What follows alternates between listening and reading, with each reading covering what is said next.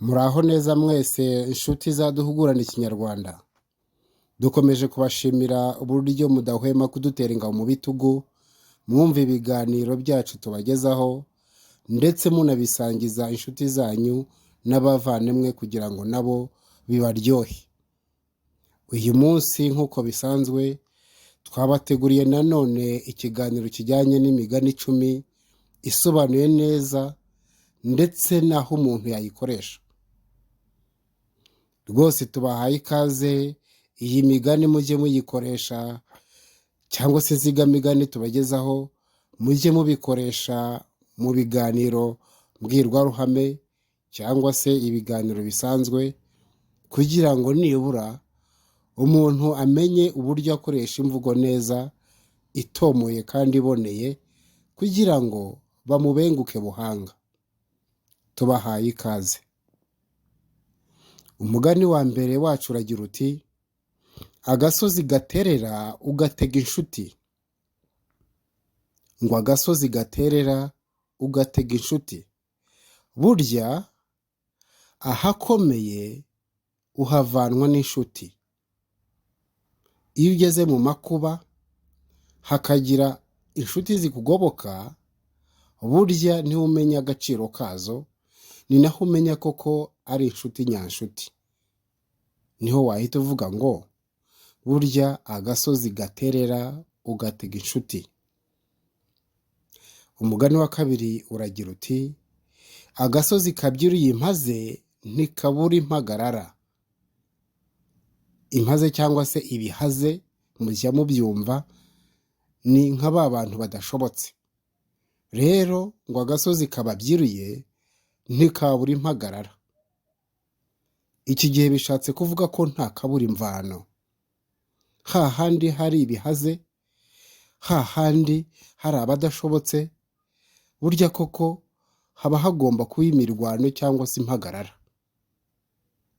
Rero ni nayo mpamvu uzabona ahantu hari imvururu, icyo gihe uzamenya ko hari abantu batitwara neza cyangwa se batitonda.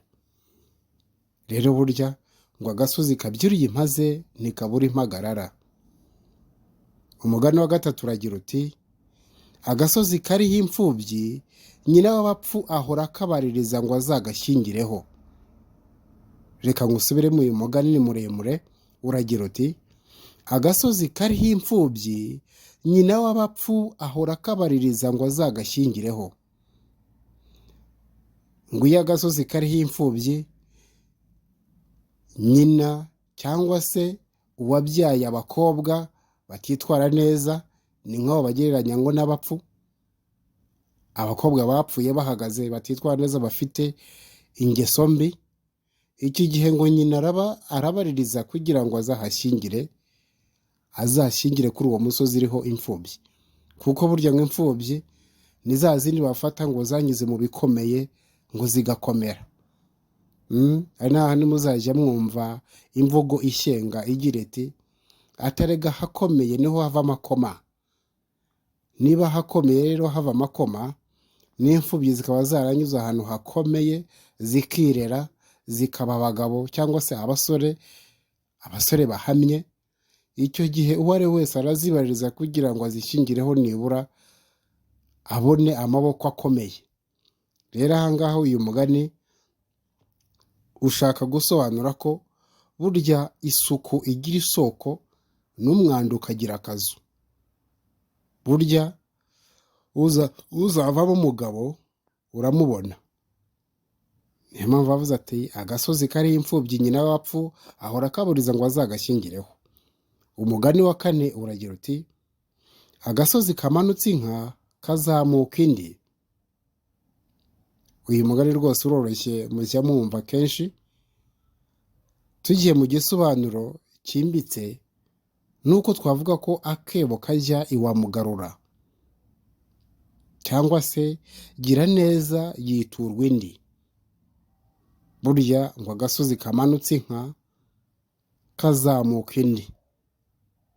Kuvuga ngo akebo kajya iwamugarura, mu muco wa kera, nubwo mbona iki gihe bigikorwa hake na hake, cyangwa se agace kanaka, ni uko umuntu wamuzindukiraga cyangwa se wamutemberera umujyaniye ikibo cyangwa se igiseke kirimo imyaka iyi n'iyi, mu gutaha cyangwa se mu kwikubura utashye ntibaguhaga akebo cyangwa se inkangara cyangwa se ngo baguhe igiseke kirimo ubusa ngo ugendere aho ngaho. Nabo barebaga ibintu wazanye udafite iwawe akaba ari byo bashyiramo, bakongera bakaguherekeza bikoreye, ku buryo nawe ibyo wazanye nawe ukayisanga ucyuye ibindi. Buriya niho abanyarwanda n'abahanga nibo bavanye uwo mugani bagira bati akebo kajya iwamugarura. Niba yazanye akebo k'amasaka ugasanga agarukanye akebo k'amashaza. Abanyarwanda ni abahanga rwose. Rero iyo ubonye umuntu wagiriye neza ayikwituye, burya wahita uvuga ngo sha agasozi kamanutse inka kazamuka indi.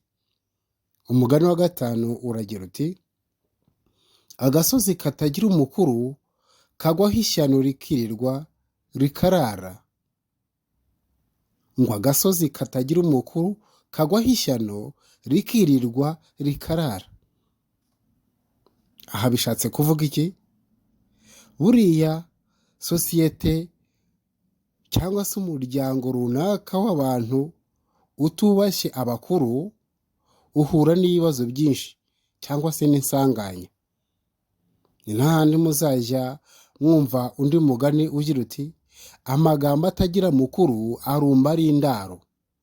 Kuko burya iyo amagambo cyangwa se ibitekerezo bitazanywemo n'umukuru cyangwa se amagambo y'inararibonye cyangwa se ibitekerezo by'inararibonye, usanga rwose ibyo bitekerezo ari ibihuhwa, ugasanga byabaye ibihuhwa cyangwa se ntacyo bivuze, bitewe n'uko nta muntu wazanyemo ingingo runaka yakubaka cyangwa se yakongera bya bindi abato bari barimo.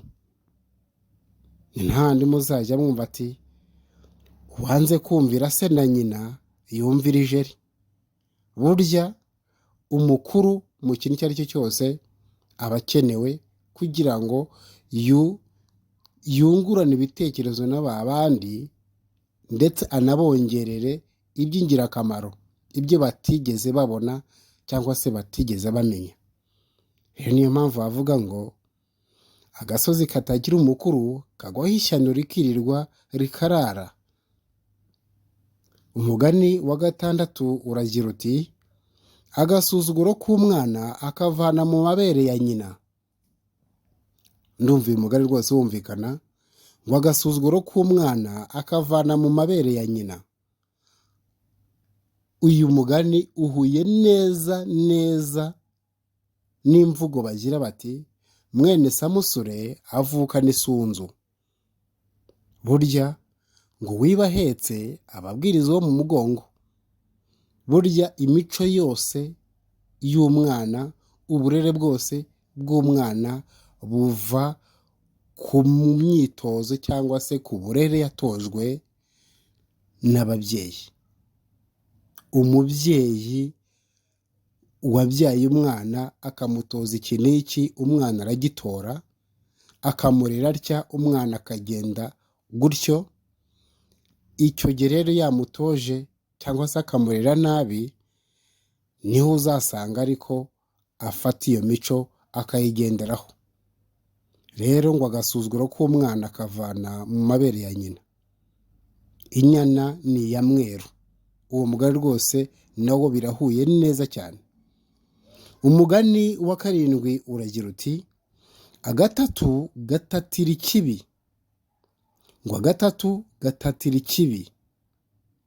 Buriya iyo umuntu yanze kumva agakomeza agakosa bwa mbere, agakosa bwa kabiri, baba bamuhararutswe. Rya kosa barahararukwa, noneho yakosa bwa gatatu, icyo gihe aba akoze ishyano. Burya ngo ubwa gatatu, iyo ukosheje bwa gatatu, n'ahandi muzajya mwumva ngo nta gatatu k'umugabo. Icyo gihe aba ari nko mu biganiro, aba ari nko gushyenga, ariko burya haba harimo ukuri. Burya iyo umuntu akosheje bwa mbere, ubwa kabiri bakamurambirwa, akongera bwa gatatu, aba ashaka amahane cyangwa se akaba ashaka ka munani. Akamunani ndacyagashakisha nako icyo kavuga, ariko burya niba ari akaga, niba ari ishyano abashaka, ariko ashobora kuba ari akaga. Reka tuzakore ubushakashatsi turebe, ati uranshaka hiki, ati unshaka ka munani. Ako ka munani bagenzi, reka tuzarebe, cyangwa se n'abakazi bakatubwira. Ariko burya ngo agatatu gatatira ikibi, ngo ni handi uzajya wumva ngo kamenyero yenze nyina, cyangwa se intumva irira ku muziro. Icyo gihe rwose birasobanutse. Umugani wa munani uragira uti agatebo gacitse kayora ivu. Reka tubyumvikaneho neza, ntabwo bihuye n'uwigize agatebo ayora ivu. Uyu mugani wo uragira uti agatebo gacitse kayora ivu.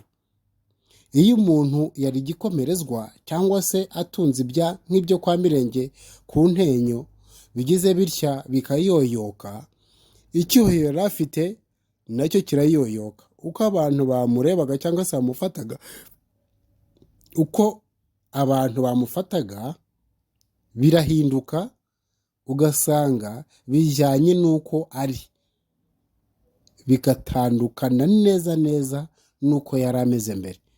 Ni nk'ahantu muzajya mwumva ngo aturiye arimo ararata inkovu z'imiringa. Inkovu z'imiringa, niba warambaraga iyo miringa, tugiye mu gisobanuro ijambo ku ijambo, warambaraga imiringa none akaba ari ntayo ufite ubu ngubu, ukaba uri kurata inkovu ya miringa yashyize ku maboko cyangwa se ku maguru, icyo gihe uba wirata ibintu wahoranye utagifite icyo gihe. Rero cya cyubahiro, bwa bukomerezwa, byose biba byaragiye. Icyo gihe ucisha makeya kugira ngo hatagira abakuryanira inzara cyangwa se bakakuvuga yandi. Aha rero ngo agatebo gacitse kayora ivu, kurate inkovu z'imiringa. Ni ukuvuga ngo iyo wataye iki n'iki, wataye uko wari umeze, burya bya bindi bakubwiraga, uko bagufataga birahinduka. Umugani wa 9 uragira uti agati gaciye ntikabura izuba. Burya ngo umurimo watangiwe uba ugeze mu cya kabiri ngo usozwe. Ahi naho tujya tugira tuti niba koko agati gaciye katabura izuba, bitinzwa no gutangira gusa.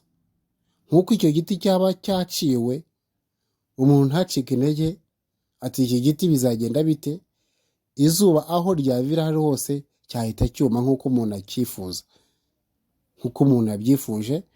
Rero no mu buzima busanzwe, iyo watinyutse ugatangira umurimo uyu n'uyu, burya uba wageze muri 1/2 cyo kuwurangiza. Niho bajya bavuga ngo agati gaciye ntikabura izuba.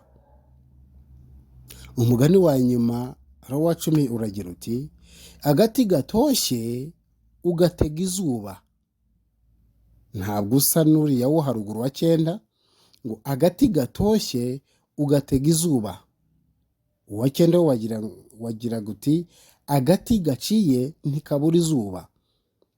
Uyu mugani wa nyuma ngo agati gatoshye ugatega izuba, uwo usobanuye yuko ka gati gatoshye, bya byatsi bimeze neza, ya myaka imeze neza, bya bintu byose bitoshye cyangwa se bimeze neza, usanga iki gihe izuba riza ugasanga rirabihongesha neza neza, ugasanga byabaye bibi. Ahangaha bishatse gusobanura iki mu kinyarwanda cyimbitse? Burya bajye bavuga ngo umwijuto w'ikinonko ugira ngo izuba ntirizava. Imico y'umuntu imico mibi y'umuntu burya ngo ishoborwa n'imbaraga. Iyo umuntu yirata uku n'uku cyangwa se yitwara uku n'uku, iyo haje umunyembaraga cyangwa se umutegeka, icyo gihe aratuza. Muzabibona rwose muri sosiyete, umuntu akajya hariya akikangata, ariko haza umurusha imbaraga ugasanga aguye nk'ibere ry'inshura. Iki gihe inshura nshatse kuvuga, inshura ni wa mugore ugeze mu myaka ya 45 kuzamura atakibyara. Rero amabere aba yaraguye. Rero iyo amabere ngo aguye nk'inshura, ni ukuvuga ngo ahita atakaza imbaraga. Kwa kwikangata yari afite, kwa kwirata yari afite, byose bigahita bibura burundu. Rero hano ngo agati gatoshye ugatega izuba, ushatse gusobanura ko agakomeye ugatega iminsi. Wa mwijuto w'ikinonko rero ugira ngo izuba ntirizava, kubona ibinonko hariya bishinyitse cyangwa se byica umuntu mu gihe atambaye inkweto abikandagiyemo, icyo gihe hari n'abava n'amaraso bitewe n'uko byakomeye, bitewe n'uko izuba rikomeye. Ariko iyo imvura iguye, burya icyo gihe bya binonko bihita biba ubusa. Ngo umwishuto w'ikinonko ugira ngo imvura ntizagwa. Nari nibeshye gatoya aho navuze nti umwishuto w'ikinonko ugira ngo izuba ntirizava, ni ukuvuga ngo ni umwishuto w'ikinonko ugira ko imvura itazagwa, kuko ikinonko kimarwa n'imvura. Ahangaha rero niho dusoreje ikiganiro cyacu cy'imigani 10 isobanuye, ndetse tubashishikariza kubisangiza bagenzi banyu bayikunda, kugira ngo nabo bazajye bayikoresha mu biganiro mbwirwaruhame cyangwa se mu biganiro bisanzwe, kugira ngo nabo bakoreshe imvugo iboneye kandi itomoye. Murakoze rero, murakarama kandi mugire amagara n'amagana nk'uko duhora tubibifuriza. Mwari kumwe na Ntakirutimana Alexandre.